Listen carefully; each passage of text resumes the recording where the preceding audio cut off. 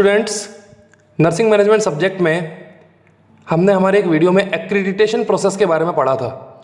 Accreditation का मतलब किसी भी ऑर्गेनाइजेशन को जो कि गवर्नमेंट या नॉन गवर्नमेंटल ऑर्गेनाइजेशन के कंडक्टिंग अफेयर्स में आती है और उसके रेगुलेशन के अकॉर्डिंग उसको कंडक्ट किया जाता है, तो उसके लिए एक्रीडिटेशन प्रोसेस की जाती है। यानी कि उसके एफिलिएशन के लिए या फिर वो जो मिनिमम रिक्वायरमेंट्स हैं जो कि उस ऑर्गेनाइजेशन को मान्यता लेने पर मिली थी, वो उन सभी रिक्वायरमेंट्स को फुलफिल कर पा रही है या नहीं, उसके लिए एक तरह से इंस्पेक्शन को हम एक्रीडिटेशन कहते हैं।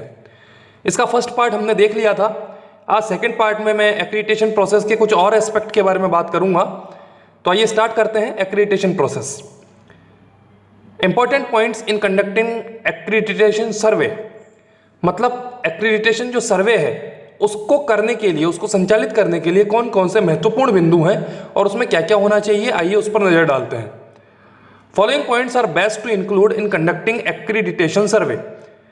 कुछ निम्न बिंदु हैं जिन्हें कि एक्रीडिटेशन सर्वे में शामिल करना चाहिए और उसके द्वारा ही उन्हें संचालित किया जाना चाहिए।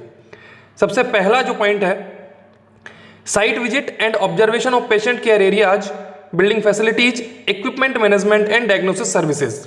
क्योंकि हम हेल्थ केयर डिपार्टमेंट की बात करते हैं और इसीलिए हेल्थ केयर मैनेजमेंट के अंदर एक्रीडिटेशन सर्वे में कौन कौन सी चीज़ें होनी चाहिए उसके बारे में हम बात कर रहे हैं। तो यह क्लिनिकल और हेल्थ एजुकेशन से रिलेटेड जो एक्रीडिटेशन प्रोसेस है उसके बारे में हम बात कर रहे हैं। तो सबसे पहले पॉइंट में है साइट विजिट। एक्रीडिटेशन प्रोसेस में सबसे पहला काम जो कमेटी करती है वो है साइट विजिट। कहाँ पर ऑर्गेनाइजेशन संचालित किया जा रहा है, उसकी साइट क्या है। Observation of patient care areas, किन किन एरियाज में पेशेंट की केयर वो ऑर्गेनाइजेशन या क्लिनिकल सेटअप करता है उसकी जांच की जाती है। बिल्डिंग फैसिलिटीज, किस तरह का बिल्डिंग फैसिलिटीज है, किस तरह से वो वेल मैनर्ड तरीके से उसका इंफ्रास्ट्रक्चर कैसा है उसके बारे में देखा जाता है। इक्विपमेंट मैनेजमेंट, क्योंकि पेशेंट केयर सिस्टम जो है उसमें इक्विपमेंट मैनेजमेंट की बहुत बड़ी भूमिका होती है, तो इसको भी एक्रीडिटेशन सर्वे के अंतर्गत शामिल किया जाता है। एंड डायग्नोसिस सर्विसेज, और किस तरह से वो जो क्लिनिकल सेटअप है उसमें डायग्नोसिस सर्विसेज प्रोवाइड करवाई जाती हैं, ये सब बिंदु ध्यान में रखने योग्य होते हैं। सेकंड इसमें लीडरशिप इंटरव्यू, जितने भी लीडिंग जो फैकल्टीज हैं यानी कि जो मैनेजरियल पोस्ट है, सुपरवाइजरी पोस्ट हैं, उन सभी का इंटरव्यू एक्रीडिटेशन सर्वे में शामिल किया जाता है, उनसे हेड टू हेड साक्षात्कार किया जाता है। Clinical and support staff interview, जो भी वहाँ क्लिनिकल सेटअप में क्लिनिकल और अदर जो स्टाफ मेंबर्स हैं उन सभी से साक्षात्कार लिया जाता है और वहाँ की बारीकियों के बारे में जाना जाता है, किस तरह की सुविधाएं वो प्रदान करते हैं, किस तरह की फैसिलिटीज के साथ वो क्लिनिकल सेटअप को मेंटेन बनाए रखते हैं, उसके बारे में इंटरव्यू में पूछा जाता है। Patient and family interview, feedback है, ये मेनली फीडबैक है उस ऑर्गेनाइजेशन का, उस हॉस्पिटल का, उस क्लिनिकल सेटअप का, जिसमें कि एक्रीडिटेशन कमेटी पेशेंट और फैमिली का इंटरव्यू लेते हैं और वहाँ के बारे में जानते हैं कि किस तरह की सुविधाएं उन्हें प्रदान की गई। Observation of provided services and care, और ऑब्जर्व किया जाता है कि किस तरह की सर्विसेज वो क्लिनिकल सेटअप प्रोवाइड करवाता है और किस तरह की केयर्स वहाँ पर दी जाती हैं, क्या वो अप्रोप्रिएट मैनर में है या नहीं, पेशेंट्स के जो राइट्स हैं उनको फॉलो करती है या नहीं। रिव्यू ऑफ रिटर्न डॉक्यूमेंट्स, जो रिटर्न डॉक्यूमेंट्स हैं उन्हें देखा जाता है। Such is plan of location, किस तरह की लोकेशन का प्लान लेकर वो ऑर्गेनाइजेशन अपना सेटअप कंडक्ट कर रहा है। पॉलिसीज, उस क्लिनिकल सेटअप की पॉलिसीज क्या हैं। बजट, आय और व्यय के बारे में देखा जाता है, किस तरह का बजटिंग प्रोसेस है वहाँ का। प्रोसीजर्स, किस तरह के प्रोसीजर्स पेशेंट केयर डिलीवरी में इस्तेमाल किए जाते हैं उनको देखा जाता है। ओरिएंटेशन, जितना भी वहाँ पर सर्विसेज प्रोवाइड करवाई जाती हैं, जो इंफ्रास्ट्रक्चर है, चाहे वो फिजिकल फैसिलिटीज हो या पेशेंट केयर रिलेटेड फैसिलिटीज हो, उनके बारे में ओरिएंटेशन किया जाता है। ट्रेनिंग प्लान्स, वहाँ का जो स्टाफ मेंबर्स हैं उनको ट्रेनिंग प्लान्स किस तरह से प्रोवाइड करवाए जाते हैं उसे देखा जाता है। एंड क्वालिटी एश्योरेंस प्लान्स, और सुविधाएं प्रदान करने के लिए जिस तरह के इक्विपमेंट आर्टिकल्स का प्रयोग किया जाता है तो उनका जो क्वालिटी चेक्ड है वो भी एक्रीडिटेशन सर्वे के अंतर्गत किया जाता है। तो ये कुछ महत्वपूर्ण बिंदु हैं जिसे कि एक्रीडिटेशन सर्वे में शामिल किया जाना चाहिए और इस सर्वे को और ज़्यादा इफेक्टिव बनाने के लिए इन सभी बिंदुओं का रोल जो है वो बहुत ज़्यादा महत्वपूर्ण है। नेक्स्ट पॉइंट हम देखते हैं components of an accreditation system, कि एक एक्रीडिटेशन सिस्टम में महत्वपूर्ण कंपोनेंट्स क्या हैं, किस तरह का स्ट्रक्चर है एक्रीडिटेशन सिस्टम का। The mission, philosophy, infrastructure and authority of the program must be determined on, मतलब कि एक्रीडिटेशन सिस्टम में मेनली ऑर्गेनाइजेशन का जो मिशन है, उसकी जो फिलॉसफी है, उसका इंफ्रास्ट्रक्चर कैसा है, और अथॉरिटी ऑफ प्रोग्राम यानी कि किस तरह से डिलीवरी सिस्टम है, हेल्थ केयर सिस्टम है, उसे देखा जाता है। इसमें मेनली जो कंपोनेंट्स होते हैं वो सबसे पहला है एक्रीडिटेशन बॉडी। जो बॉडी वहां पर कंडक्ट करेगी एक्रीडिटेशन, उसे हम एक्रीडिटेशन बॉडी कहेंगे। It is govern body. यह गवर्नमेंट ऑर्गेनाइजेशन या नॉन गवर्नमेंटल ऑर्गेनाइजेशन से एफिलिएटेड एक कमेटी है जिसे कि हम एक्रीडिटेशन बॉडी कहते हैं, और यही एक्रीडिटेशन सिस्टम को फॉलो करते हैं। स्पेशल कमेटी जिसमें कि विशेष मेंबर्स होते हैं जो कि एक्रीडिटेशन सिस्टम का महत्वपूर्ण हिस्सा होते हैं, और हर ऑर्गेनाइजेशन में एक्रीडिटेशन सर्वे में इनकी महत्वपूर्ण भूमिका होती है। फंडिंग, एक्रीडिटेशन सिस्टम में फंडिंग बहुत जरूरी है। फंडिंग के थ्रू ही ये सिस्टम जो है वो संचालित किया जाता है। रिक्वायरमेंट ऑफ एक्रीडिटेशन कि किसी भी ऑर्गेनाइजेशन में जब उसका एक्रीडिटेशन सर्वे किया जाना है तो उसकी आवश्यकता क्या है, ये भी एक महत्वपूर्ण कंपोनेंट है। किस आवश्यकता के लिए ये सर्वे किया जा रहा है।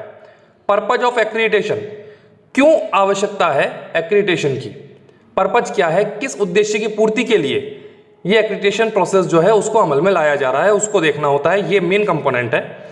Certification of physician, nurses and other health care practitioners. इस सिस्टम में जो हेल्थ केयर सिस्टम है उसमें फिजिशियन जो हैं उनको सर्टिफाइड तरीके से किस तरह से यहाँ पर मान्यता प्राप्त तरीके से काम लिया जा रहा है उनसे, और वो कितने योग्य हैं उसके लिए सर्टिफिकेशन प्रोसेस किया जाता है। चाहे वो नर्सेज हों या फिर अदर हेल्थ केयर प्रैक्टिशनर्स हों, उन सभी के सर्टिफिकेशन को देखा जाता है और उन्हें चेक किया जाता है। स्पेसिफिक आउटकम कि एक्रीडिटेशन प्रोसेस के द्वारा किस तरह का आउटकम चाहिए, किस तरह का फीडबैक चाहिए, और कौन कौन सी चीज़ें मेजरमेंट में आ रही हैं या नहीं आ रही हैं, या इनएडुकेट तरीके से उस ऑर्गेनाइजेशन में रन करवाई जा रही हैं, उन सभी को स्पेसिफिक आउटकम में देखा जाएगा। तो ये सभी महत्वपूर्ण कंपोनेंट्स हैं जो कि एक्रीडिटेशन सिस्टम में इस्तेमाल किए जाते हैं, और इनका होना इस सिस्टम में बहुत ज़्यादा आवश्यक है। नेक्स्ट पॉइंट है purpose of accreditation in health care, कि क्या उद्देश्य है हेल्थ केयर सिस्टम में एक्रीडिटेशन का। तो हेल्थ केयर सिस्टम में हम इस प्रोसेस को देखते हैं कि किस उद्देश्य के लिए करवाया जाता है। सबसे पहला है improve the quality of health care, क्योंकि जब एक्रीडिटेशन कमेटी जब किसी ऑर्गेनाइजेशन में जाती है, किसी क्लिनिकल सेटअप में जाती है, तो इस वजह से वहाँ का जो ऑर्गेनाइजेशन है उसके जो मेंबर्स हैं वो अपने काम को 100% पूरा करने की कोशिश करते हैं, और इससे हेल्थ केयर की जो क्वालिटी है उसमें इंप्रूवाइज होता है और पेशेंट को बहुत अच्छी हेल्थ केयर डिलीवरी मिल पाती है। सेकेंड है improve the management of health services. उस क्लिनिकल सेटअप में हेल्थ सर्विसेज का जो मैनेजमेंट है वो बहुत ज़्यादा इंप्रूवाइज हो जाता है। Establish A database of health care organisations. इस एक्रीडिटेशन प्रोसेस के द्वारा जितने भी हेल्थ केयर ऑर्गेनाइजेशन रन किए जा रहे हैं उनको लेकर एक डाटाबेस बनाया जा सकता है और सूचीबद्ध किया जा सकता है कि कितने ऑर्गेनाइजेशंस इस रिलेटेड काम कर रहे हैं। Reduce health care cost by focusing on increased efficiency and effectiveness of the services. Patients के द्वारा जो वहन की जाती है, जो कॉस्ट दी जाती है अपने इलाज के लिए, अपने ट्रीटमेंट के लिए, उसको रिड्यूस करने का काम एक्रीडिटेशन प्रोसेस द्वारा किया जाता है, और साथ ही में जो हेल्थ केयर सर्विसेज हैं उसकी कार्यक्षमता को और उसकी इफेक्टिवनेस को बढ़ाया जा सकता है एक्रीडिटेशन प्रोसेस के द्वारा। फिफ्थ जो पर्पज है provide education and consultation to health care organization managers and health professionals. Mainly accreditation process के द्वारा एजुकेट किया जाता है जो प्रोफेशनल्स हैं उन्हें, और कंसल्टेशन दिया जाता है हेल्थ केयर ऑर्गेनाइजेशन के अंतर्गत, चाहे वो मैनेजरियल पोस्ट के जो लोग हैं उन्हें, या फिर जितने भी हेल्थ केयर प्रोफेशनल वहाँ काम कर रहे हैं उन सभी के लिए एजुकेशन और कंसल्टेशन का काम एक्रीडिटेशन प्रोसेस करवाती है। Strengthens public confidence in the quality of health care. जब किसी भी ऑर्गेनाइजेशन या किसी भी क्लिनिकल सेटअप के द्वारा बहुत ही effective quality patient health care दी जाएगी तो इससे लोगों का विश्वास जो है, पब्लिक का जो कॉन्फिडेंस है वो उस ऑर्गेनाइजेशन के अंदर और ज़्यादा मजबूत होगा। तो इसीलिए एक्रीडिटेशन जो प्रोसेस है इससे पब्लिक का कॉन्फिडेंस और ज़्यादा मजबूत होता है उस पर्टिकुलर ऑर्गेनाइजेशन को लेकर। Reduce risk associated with injury and infections for patient and staff. जब पूरी तरह से सभी रेगुलेशंस और रूल्स को, टर्म्स एंड कंडीशंस को फॉलो करके हेल्थ केयर सिस्टम द्वारा प्रोवाइड करवाई जाएगी फैसिलिटीज पेशेंट्स को, तो उससे बहुत कम चांसेज हो जाएंगे इंजरी के, और साथ ही में जो पेशेंट और स्टाफ को होने वाले इन्फेक्शंस हैं उसमें भी बहुत कमी देखी जा सकती है, क्योंकि सभी एसेप्टिक टेक्निक्स का उपयोग करेंगे। अच्छी से अच्छी क्वालिटी हेल्थ केयर प्रोवाइड करवाने का उस ऑर्गेनाइजेशन का मिशन होगा और बहुत ही प्रॉपर और एडिक्वेट उनका विजन होगा। तो इसलिए एक्रेडिटेशन प्रोसेस का उद्देश्य इन सभी चीज़ों को लेकर चलने का है और इन्हीं उद्देश्यों की पूर्ति के लिए एक्रेडिटेशन सिस्टम को हेल्थ केयर में संचालित करवाया जाता है।